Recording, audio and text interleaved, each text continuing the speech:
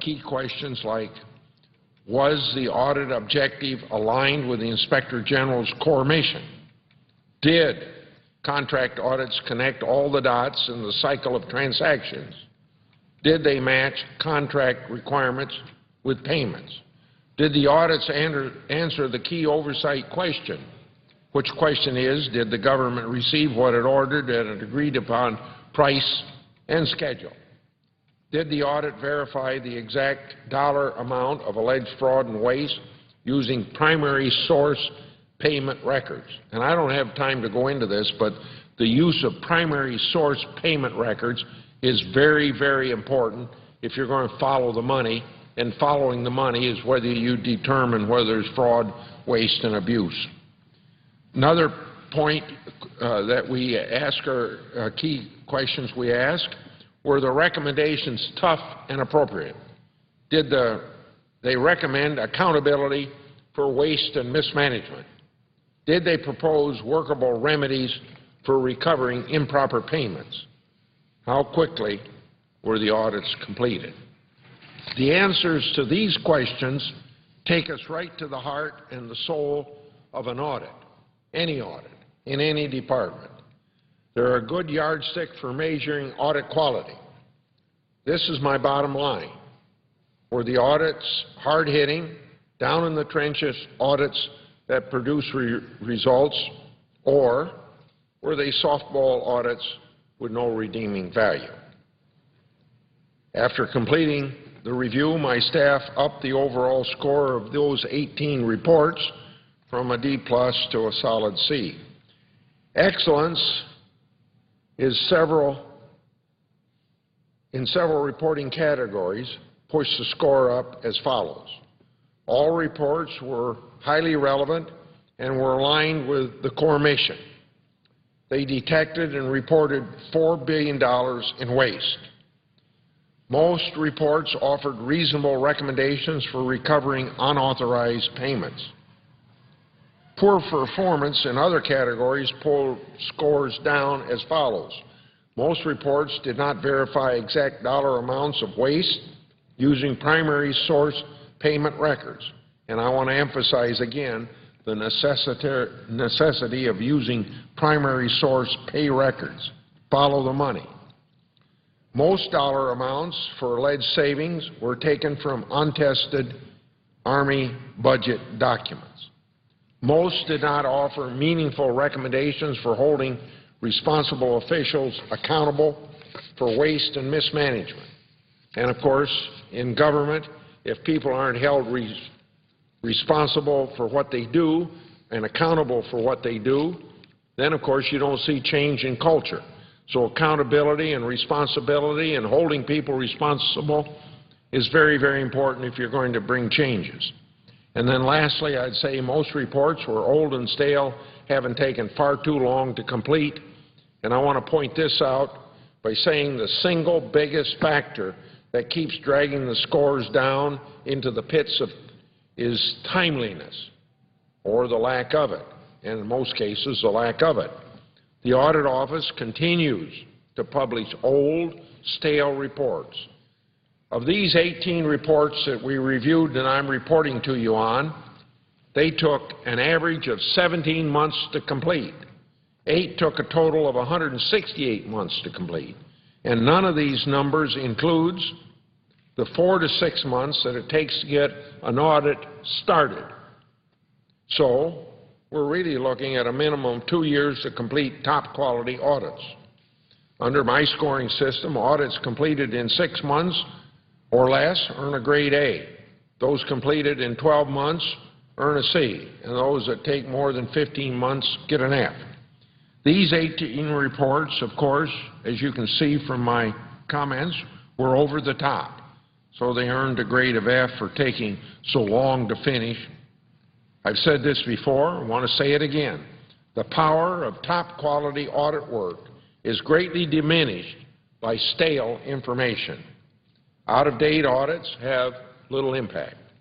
With the passage of time, records disappear, particularly financial records, because following the money is a very important part of good auditing. People retire and move on. Money cannot be recovered, and no one can be held accountable. And without people being held accountable, you don't change the culture of organizations. The new deputy for auditing, Mr. Blair, is part of the problem. He has not set any goals for audit completion time, and I hope he'll do that. Reasonable goals need to be established. So I'd like to summarize for you, and in my summarization I'd point out that I want to talk about the $4 billion that was saved, that was potential waste and was saved. These 18 reports clearly put the spotlight on $4 billion of potential waste.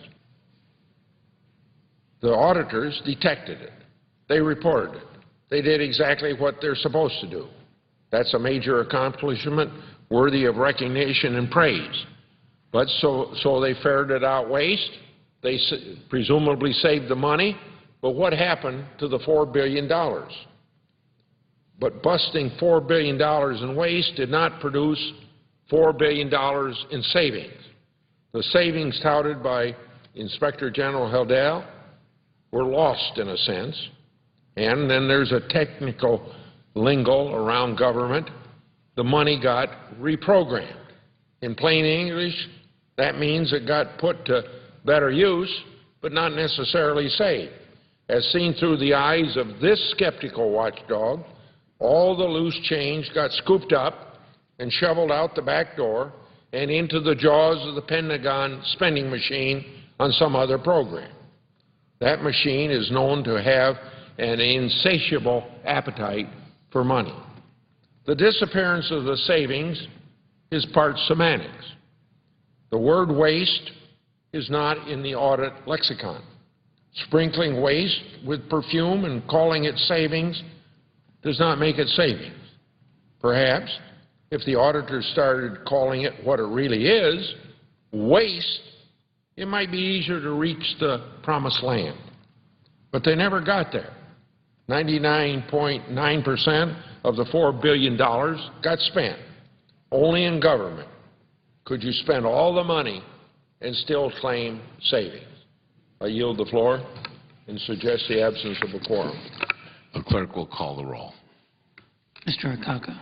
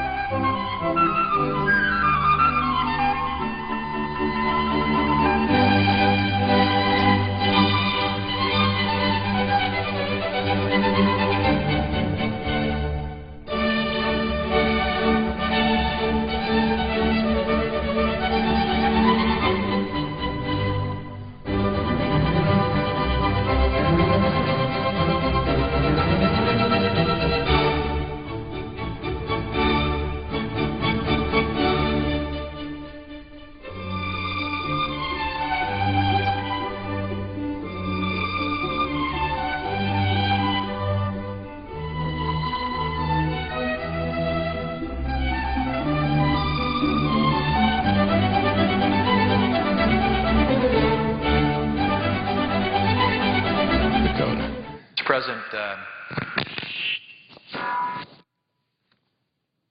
would ask unanimous consent the quorum call. Without objection. Okay.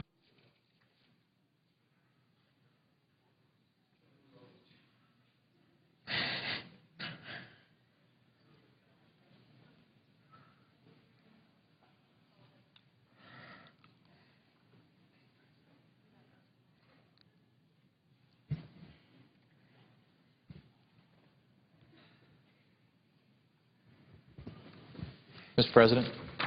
The senator from South Dakota. Mr. President, I would ask unanimous consent the quorum call be dispensed with. Without objection. Mr. President, later today, we'll get a chance to vote on another chance, I should say, to raise the debt limit. Now, my understanding is that the House of Representatives has delayed the time in which they are going to vote on their plan, the so-called Boehner plan, but at some point I suspect that vote will move forward, and we will end up receiving that legislation from the House of Representatives, and we'll have an opportunity here to act on that as well. It will be the second bill that we'll vote on here in the United States Senate that would raise the debt limit.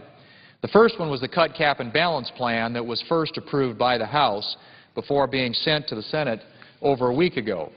This was a three-pronged approach that would have required a down payment on our deficit, put us on a path to reform entitlements and cut spending over the medium term by putting a cap on spending as a percentage of our economy.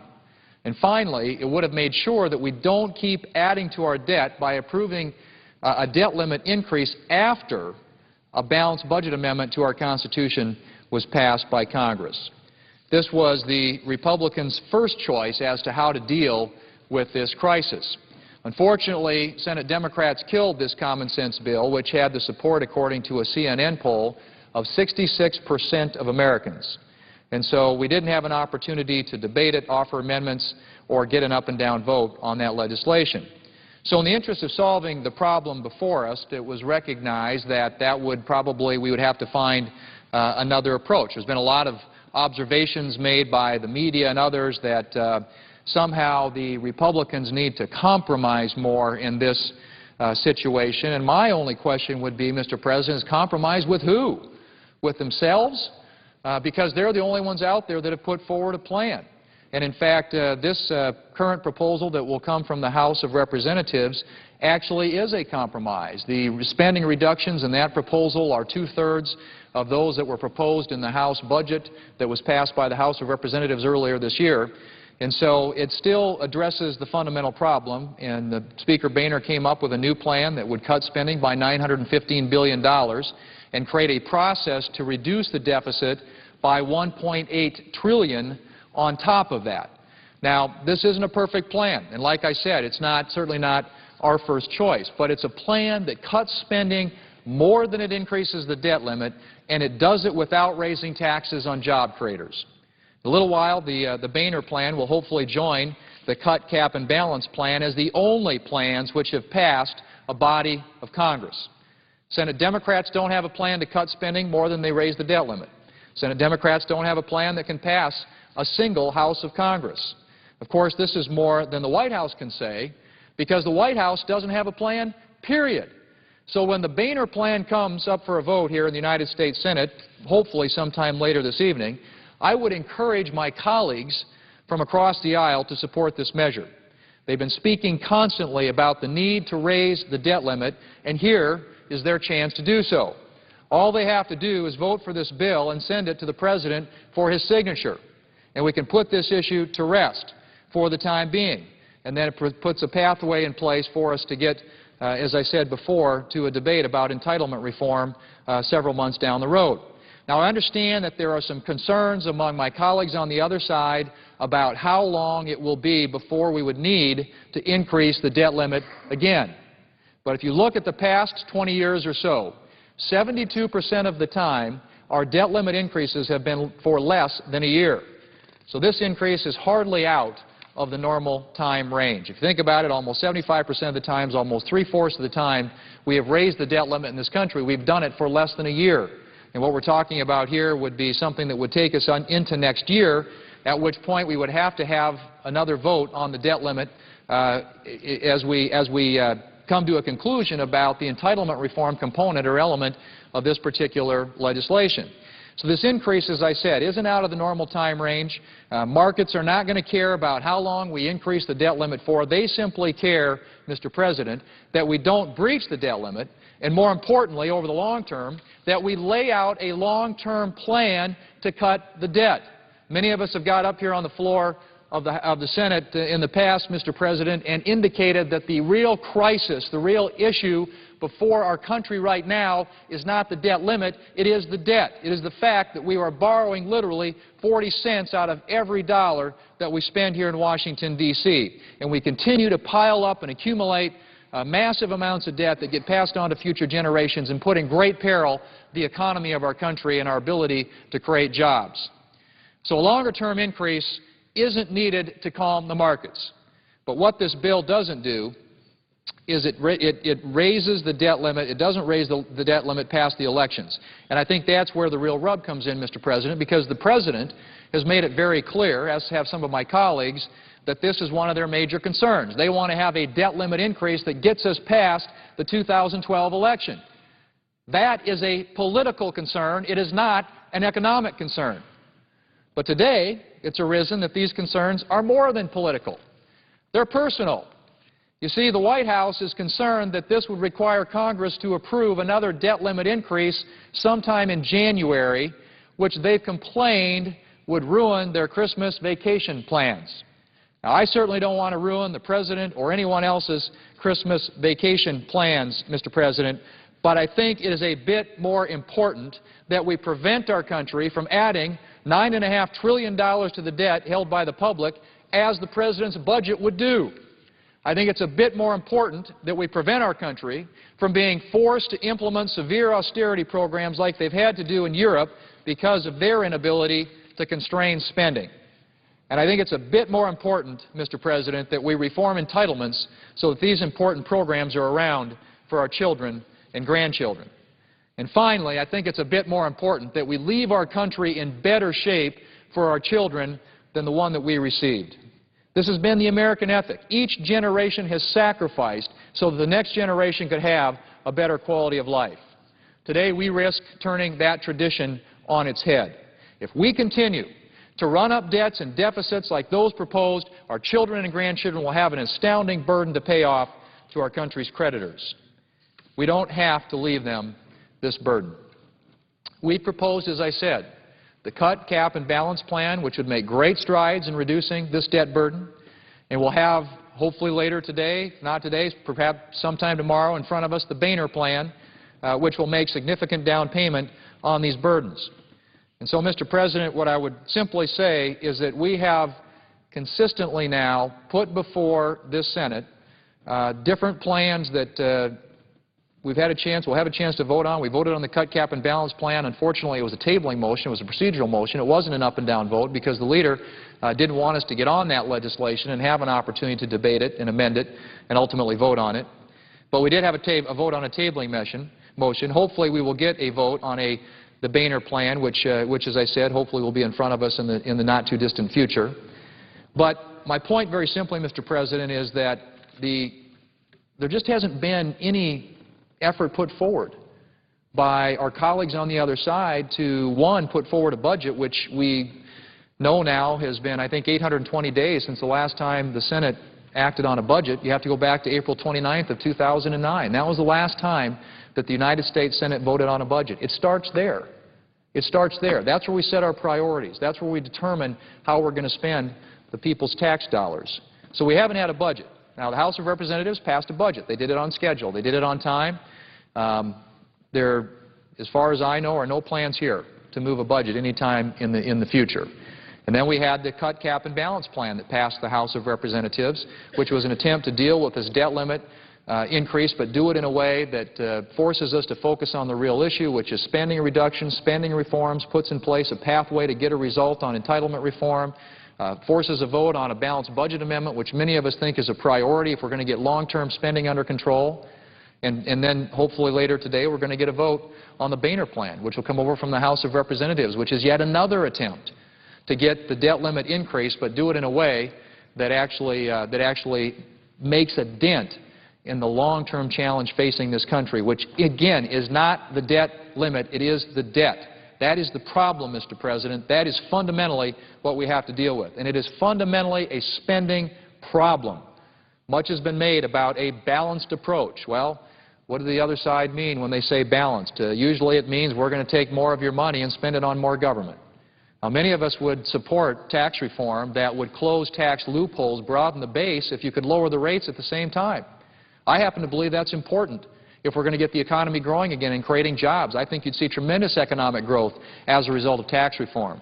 But if you're talking about raising taxes to pay for even more government, that is precisely the wrong approach. That is why we are in the mess that we are in today, because we spend more than we take in. We've been doing it year over year.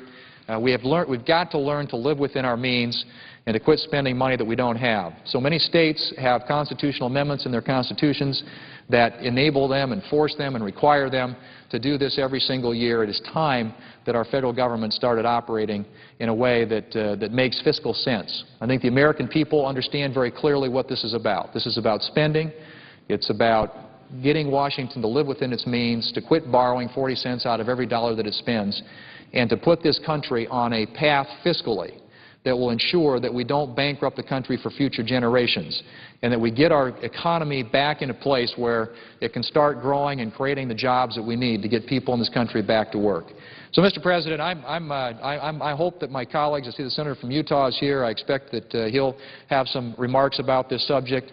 There are many of us on this side, I know, who are anxious to vote and certainly are doing everything that we can to facilitate this process where we deal with the crisis before us next week, but importantly do it in a way that addresses the fundamental issue here, which is not the debt limit, it is the debt.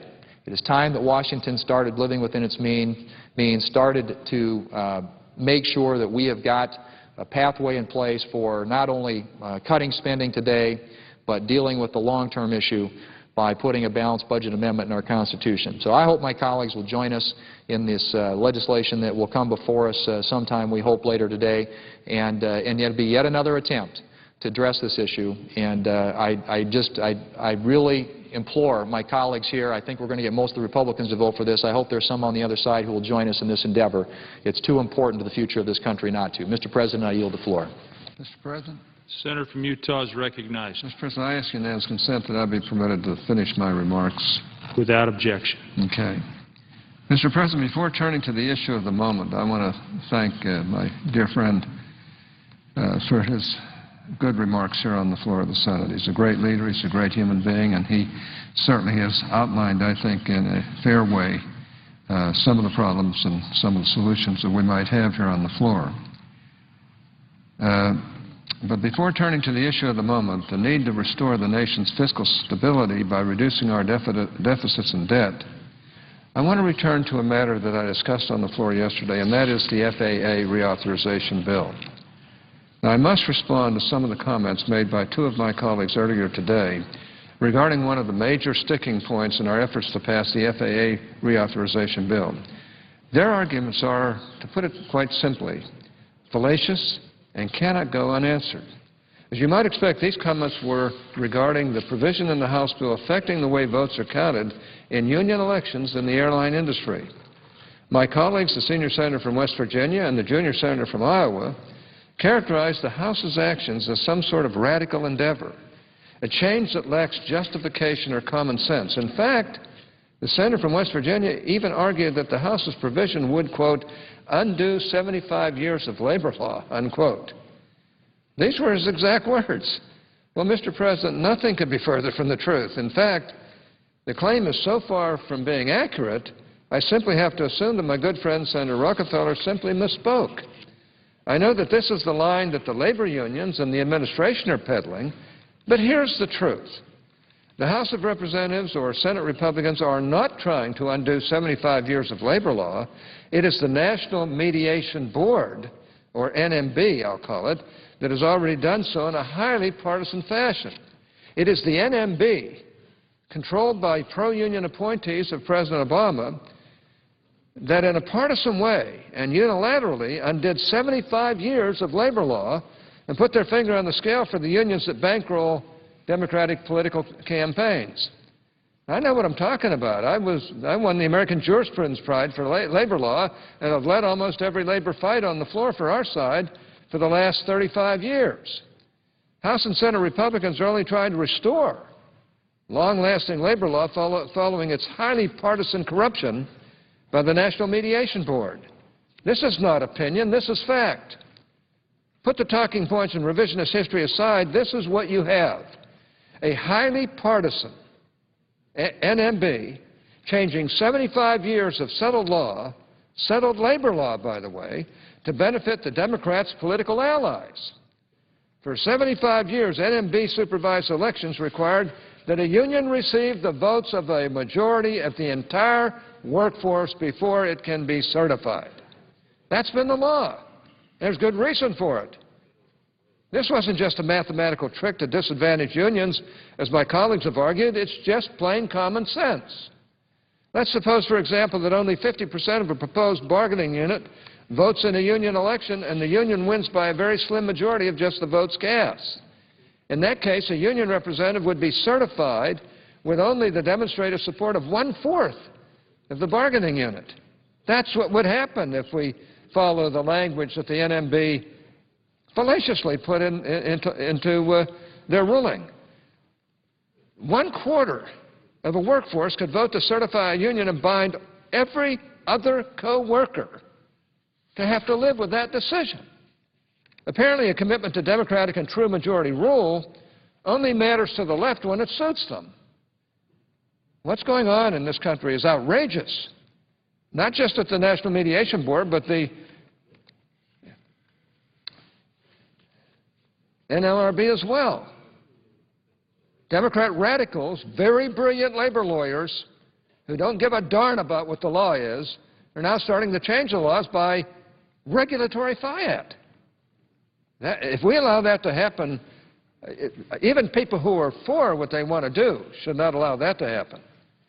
Apparently, a commitment to democratic and true majority rule only matters when it suits certain people's politics. The senator from Iowa compared these votes to Senate and school board elections, suggesting that only a majority of those voting is necessary to prevail.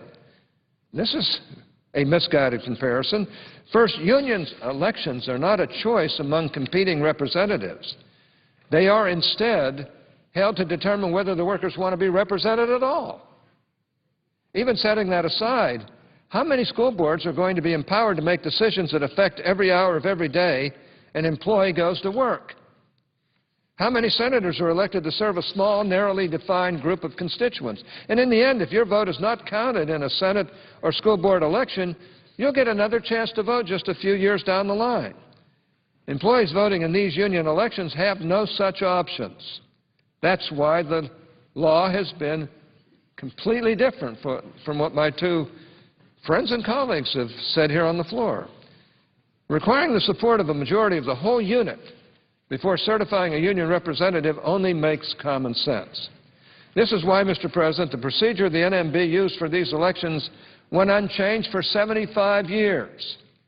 Boards appointed by Democratic Presidents Roosevelt, Truman, Johnson, Carter, and Clinton all agreed with that process that the House bill is only attempting to restore.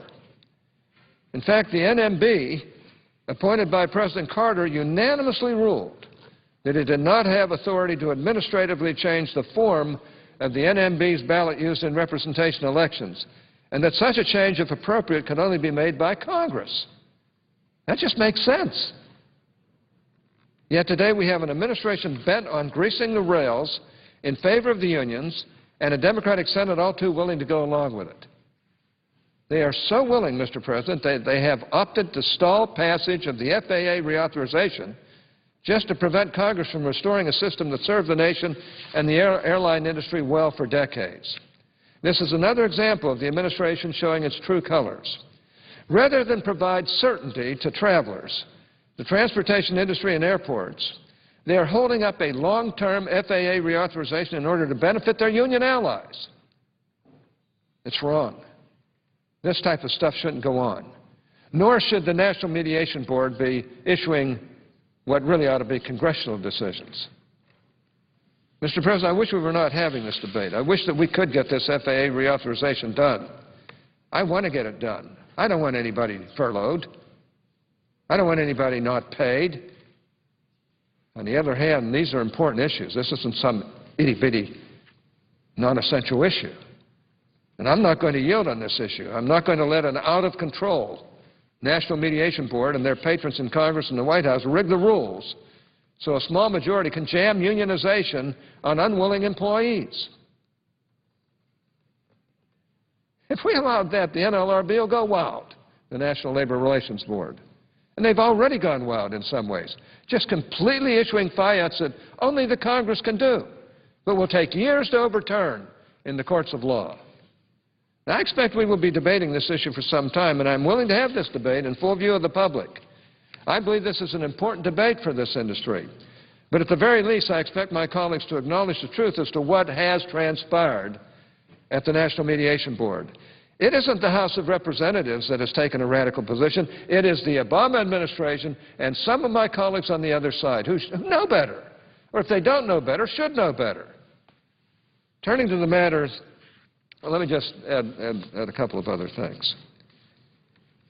I don't enjoy having to hold up people and furlough people who are otherwise good employees.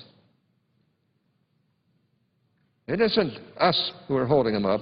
It's people demanding outrageous changes in the law by people who were never elected to make those changes. We ought to fire that whole doggone National Mediation Board and get rid of it, or at least the Democrats on the board who don't seem to care about what the law is. And it's the same thing with the National Labor Relations Board. One reason why at least one of them, and maybe more, could not make it through this process and had to be recess appointed, though brilliant, is because they could care less about what the laws really are, and they just want to administer the laws and try and change them without proper congressional approval. It's outrageous. It's something my friends on the other side should not allow, because those things could change when this side takes over. It just makes sense. All those Democrat presidents until now have honored that 75-year history of how votes should be taken in union elections.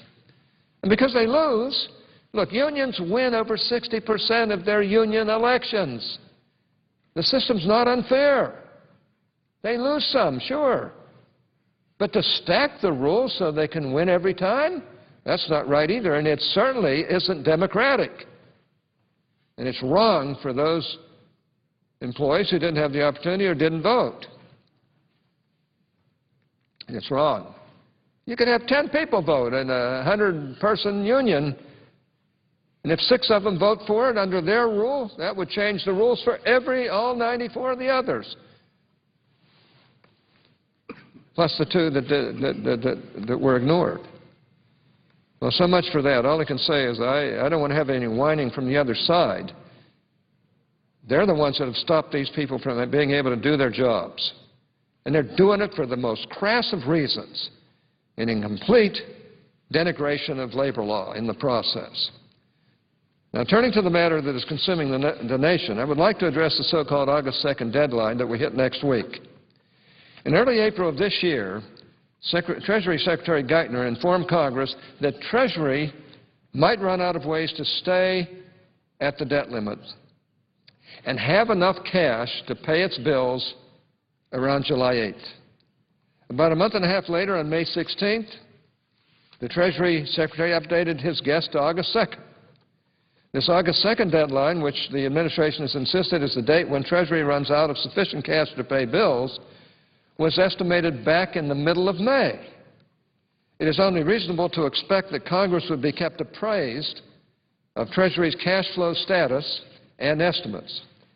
If we indeed face an economic catastrophe on August 2nd, it is only reasonable to expect warnings from those in government responsible for issuing such updates and monitoring threats to our financial stability. We have a group in government that is charged with that responsibility. It is called the Financial Stability Oversight Council, or FSOC. Set up in the Dodd-Frank financial regulation law, the FSOC or FSOC is chaired by the Treasury Secretary and composed of members like the Federal Reserve Chairman and banking regulation czars. Indeed, the FSOC was sold by Democrats as a body that would be able to spot threats to our financial system and then warn and protect us all. The President, Treasury officials, the President's press secretary, and others in the administration daily warn of catastrophe, crisis, and the potential for conditions even worse than we saw during the financial crisis. They seem to be channeling Dr. Peter Venkman, who, faced with another catastrophe, once predicted a disaster of biblical proportions, human sacrifice, dogs and cats living together, mass hysteria. Yet through all these predictions, the FSOC has essentially remained silent. That body of unelected bureaucrats either doesn't see an impending threat to stability from the debt limit impasse or from a ratings downgrade for the United States, or it is just too busy writing a mountain of new regulations to make a warning. Mr. President, I sent a letter which I'd like to have placed in the record to 8 voting members of the FSOC yesterday asking 2 basic sets of questions. I ask unanimous consent that that letter be placed in the record at this point. One is whether they see any imminent threat to financial stability from the debt limit impasse or from an impending downgrade to our nation's credit rating. Of course, we face warnings of downgrades to our nation's credit rating, not merely because of a debt limit impasse. We've had dozens of such impasses in recent decades with no effect on our credit rating. Yet we do face warnings of a ratings downgrade because of President Obama's acceleration of deficits and debt along our unsustainable fiscal path and unsustainable entitlement programs and premises. With spending as a share of the economy up to levels not seen since World War II, and a lack of willingness by the administration to break its deficit spending addiction, ratings agencies have been brought to the edge and warned of impending downgrades. Those downgrades would immediately harm job creation, the economy, the cost of credit for every American family and business, and indeed, overall financial stability. However, instead of a forthright discussion of this threat, the FSOC chose instead to bury an academic discussion of it in their annual report. Let me remind everyone how important Democrats said the FSOC would be as an early warning system, protecting us from the imminent threats to stability. It was supposed to be a watchdog, a cop on the beat, combing global financial markets for imbalances and stability threats, and then warning everyone, giving warning to everyone. The President, the Treasury Secretary, ratings agencies, the Secretary of State, Fed Chairman Bernanke, admirals, investors, former administrative officials from across party lines, all have issued warnings of threats to financial stability from our fiscal crisis. Yet the FSOC buried whatever observation it has about our crisis in its annual report. Another set of questions I asked the FSOC involves Treasury cash flows through August and the date at which Treasury now believes it is most likely to run short of cash. I ask about contingency plans that Treasury, the Fed, and the bank regulators have if there is a ratings downgrade. Reports of meetings of Treasury Secretary Geithner, Fed Chairman Bernanke, and New York Fed President Dudley suggest the contingency plans certainly are in the works. Yet, as the ranking member of the Senate Finance Committee, the administration has provided me with no information on what those plans might be in spite of my responsibility for oversight of debt and cash operations at Treasury. I wish I could say I was surprised, but the fact is the promise of the most open, deliberative, and rational administration in history has given way to a highly secretive and partisan operation that denies the people of this country the leadership they are owed. Perhaps I am supposed to wait, as in the past, for news reports on Sunday afternoon before the opening of financial markets in Asia to find out what we would do if an economic catastrophe in fact unfolds. Mr. President, it is an unsatisfactory and unacceptable state of affairs that the American people and members of Congress do not have updated and sufficient information about Treasury's cash flows and liquid assets or the contingency plans of our financial regulators. It is disturbing to me that in recent days, Members of Congress in both chambers have gone to their respective floors to discuss Treasury's cash and liquidity position using information supplied either by large Wall Street financial institutions or by non-governmental think tanks. Press reports of the U.S. Treasury's financial condition have also been relying on these sources. Why? Why do members of Congress not know details of Treasury's projected cash flows for August? Why are we relying on dated numbers Treasury gave us months ago? How can we decide whether August 2nd, a threshold date estimated by Treasury back in May, is even close to some sort of deadline date for dealing with the debt limit? Maybe the date is July 29th. I don't know, and neither does the administration, neither the administration nor the FSOC has told us. Maybe the date is August 15th. I don't know, and neither the administration nor the FSOC has told us. I don't know. The American people don't know, and this is unacceptable. Wall Street firms have recently put out their own projections, and they say that August 2nd may not be relevant at all. Maybe it will be August 8th when Treasury runs into a cash flow problem. Maybe it will be August 13th. Does Treasury still believe August 2nd is a date when cash flow problems are most likely to arrive, given new information on government receipts since early May? If not, we need to know. And we need to know how that assessment has been made. If so, then why is Treasury not telling us and showing us why? My letter to FSOC members, which includes the Treasury Secretary, includes a simple request for updated information about Treasury cash flows and liquid assets. I might add that the Treasury Secretary knows that I've supported him, that I care for him. I don't agree with him, but we didn't win the election, and President Obama did, and I've supported him. But I'm a little shocked that I'm not getting this kind of cooperation. Given warnings from the administration that there is special urgency to act on the debt limit by August 2nd, time is of the essence, so I asked to receive responses from the FSOC members by 5 o'clock today, which is now an hour and a half ago. Mr. President, I have received no reply about Treasury cash flows and liquid assets. Nothing. Radio silence. Television cameras can't be turned on in this town without capturing some administration official reminding Americans about the looming default, but they are unable to provide Congress with the numbers that would show when the default will happen after all these months of recommending that we should know, and after warnings months ago. Let me say this again. I asked for and have not received critical information about the state of our nation's short-term finances that I specifically requested from 8 voting members of the FSOC, including the Secretary of the Treasury. I have received no response at all regarding the cash and liquid assets Treasury has and expects to have available. But worse than the refusal by the Treasury Secretary and other FSOC members to inform us about our nation's cash position is their refusal to keep the American people duly informed about the state of our finances. It is quite simply a shirking of their responsibility to the citizens of this country. And rather than providing transparency, which we were promised, the administration has chosen to scare Social Security recipients about their benefits in politicized debt limit negotiations.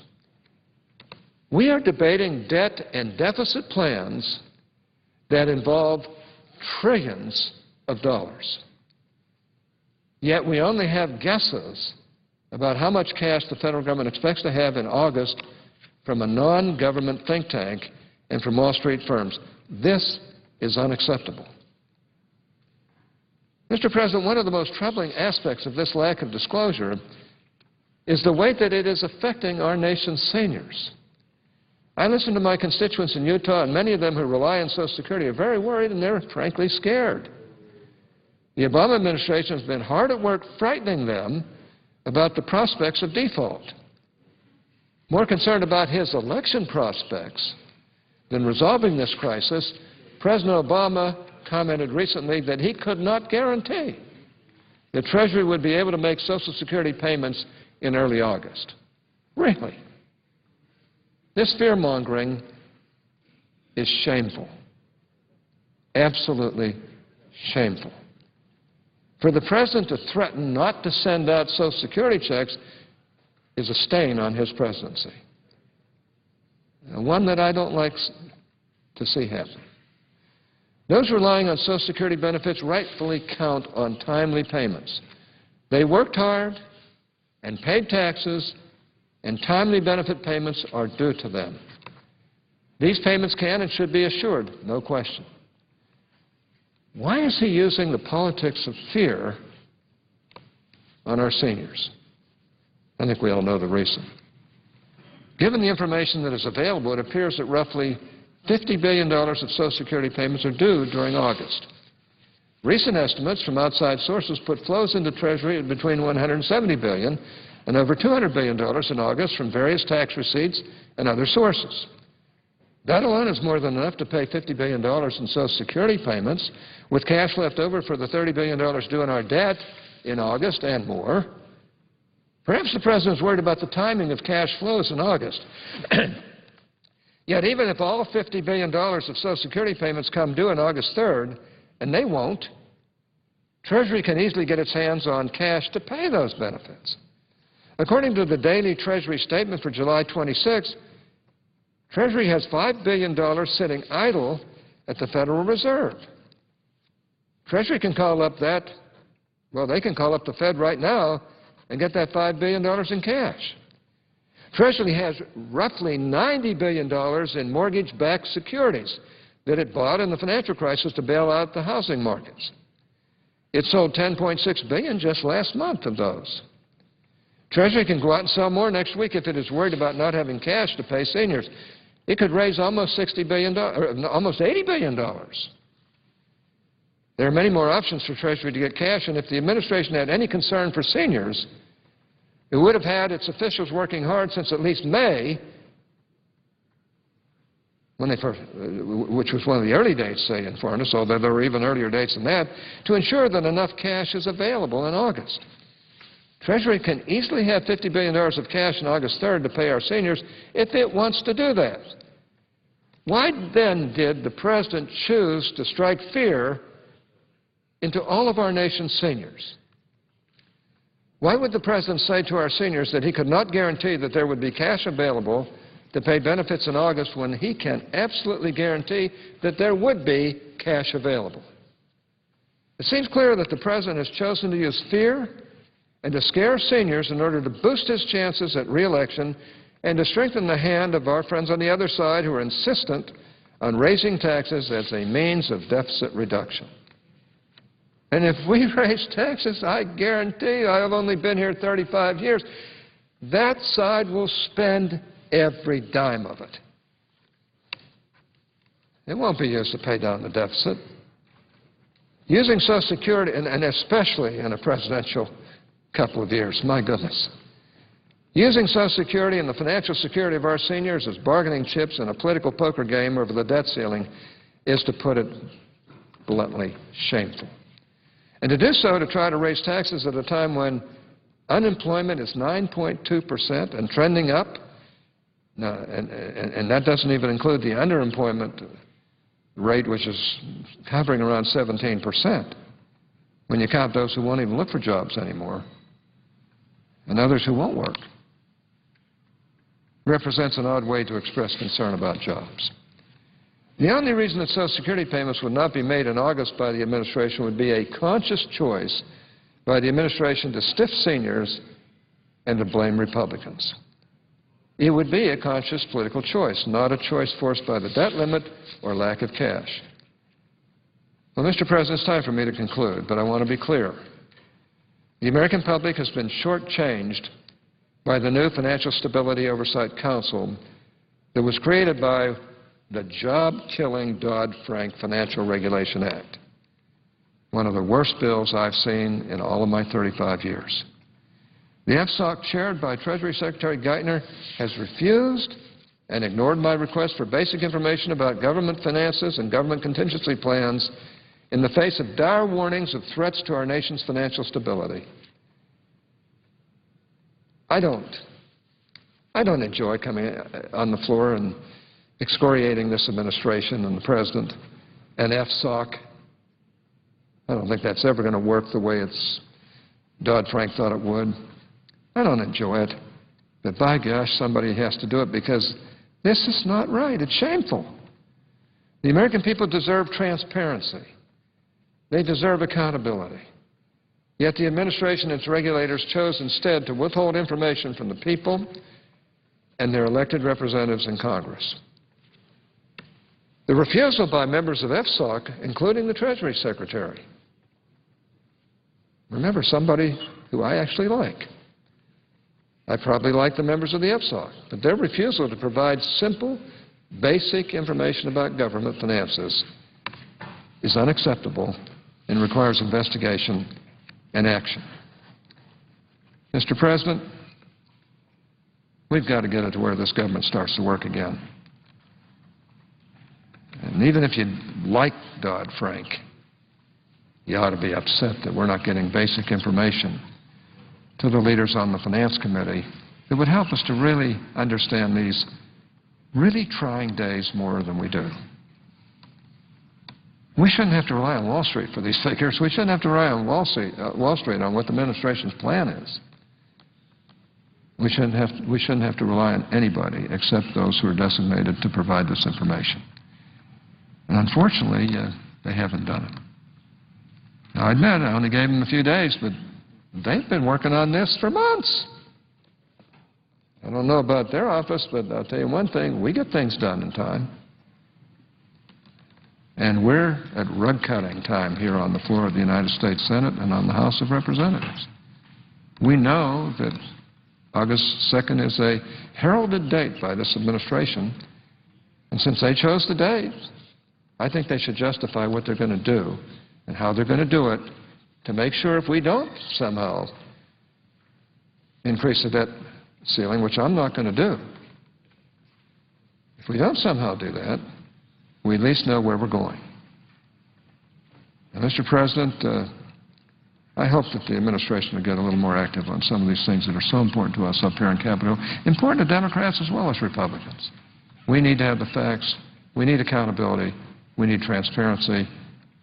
And I'm calling on the administration to get on the ball. With that, I suggest the absence of the quorum. Clerk will call the roll. Mr. Compound.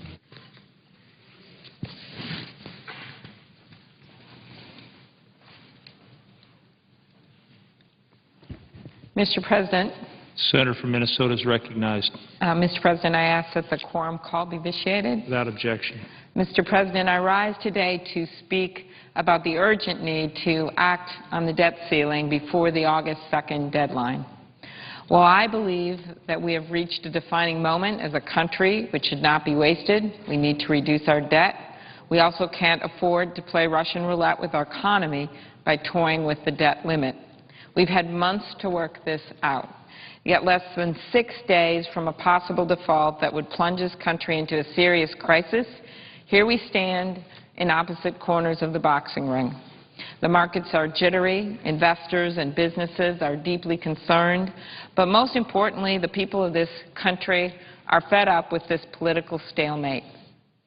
They don't want their interest rates to rise, the value of the dollar to fall, and they don't want to see their retirement savings decimated again because some in Washington believe that if they refuse to compromise, the resulting crisis will score them political points. Ever since the economic downturn, families across the country have sat down at their kitchen tables to make the tough choices about what they hold most dear and what they can learn to live without. We all know those conversations. They have to end with compromise. A poll released Monday by the Pew Charitable Trust found that 68% of Americans say that lawmakers who share their views on this issue, on either side, that they say that those lawmakers should compromise. So people who actually share a view with a particular lawmaker, 68% of them say that lawmaker should compromise, even if it means striking a deal that they disagree with. Just 23% say lawmakers who share their views should stand by their principles even if it leads to default. But my colleagues and I don't need polls to tell us that. We have all had our offices flooded with calls and emails of well-meaning constituents with advice that are mad, in the last few days asking us to work it out. Just this morning, I received this email from Dave and Cheryl of Northfield, Minnesota. This is what it says. Dear Amy, the political positioning and wrangling over the federal budget and debt ceiling limit has gone on long enough. It's time for our elected leaders to step up and resolve the debt ceiling and budget crisis in a mature, adult fashion. We realize that this is easier said than done, but after experiencing the shutdown of the state of Minnesota, it is unconscionable to even have the possibility of the crisis that we will face as a nation if we don't raise our debt ceiling and begin reducing the deficit. We urge you and your colleagues to do all it takes to resolve this issue prior to the deadline. There has to be some compromise that can be identified.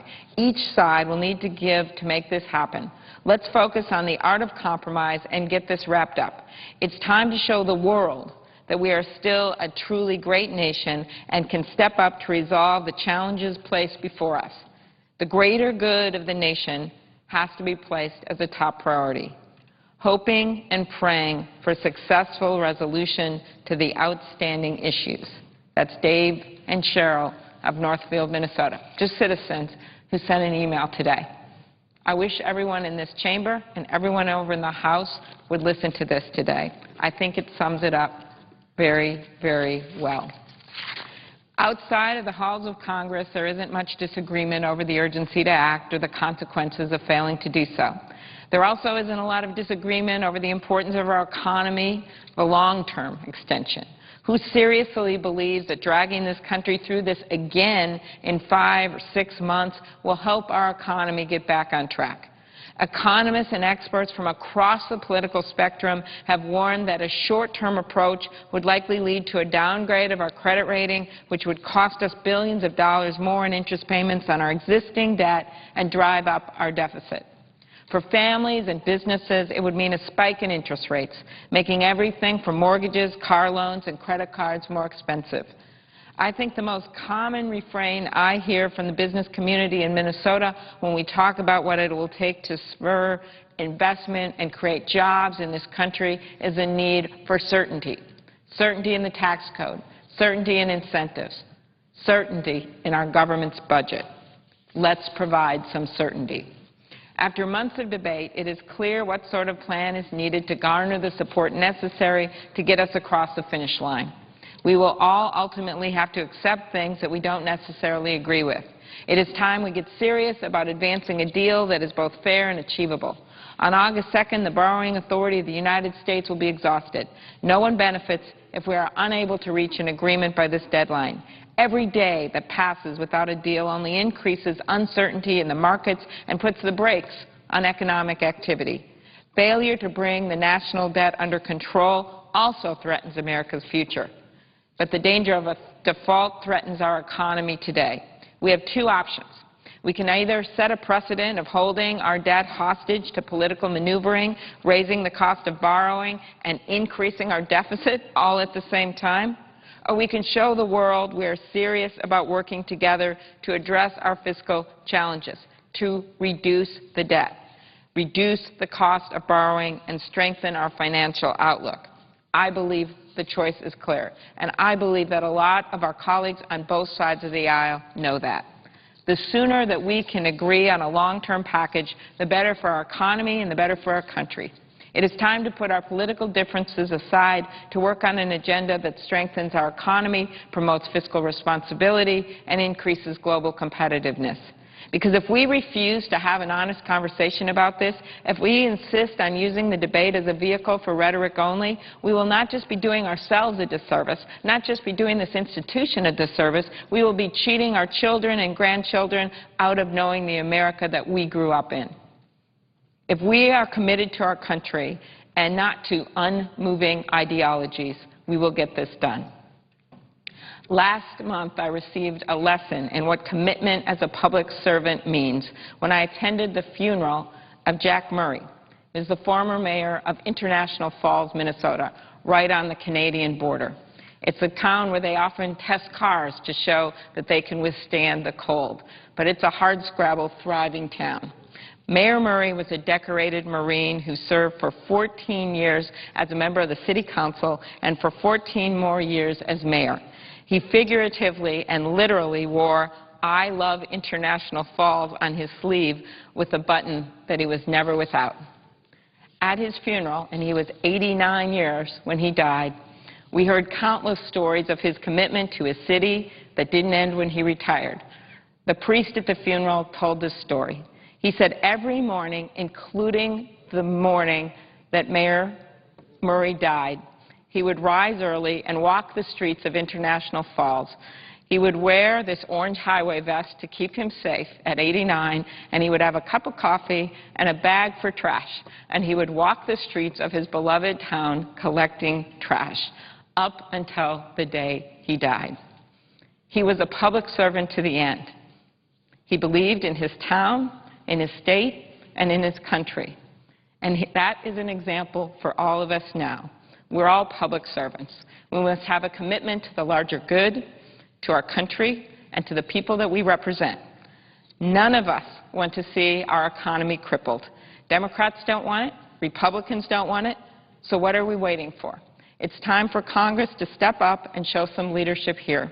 It's time for us to work together to show the American people that Washington isn't broken, that instead we're willing to put aside our politics to do what we were elected to do what's right for America. Thank you, Mr. President. I yield the floor. I note the absence of a quorum. The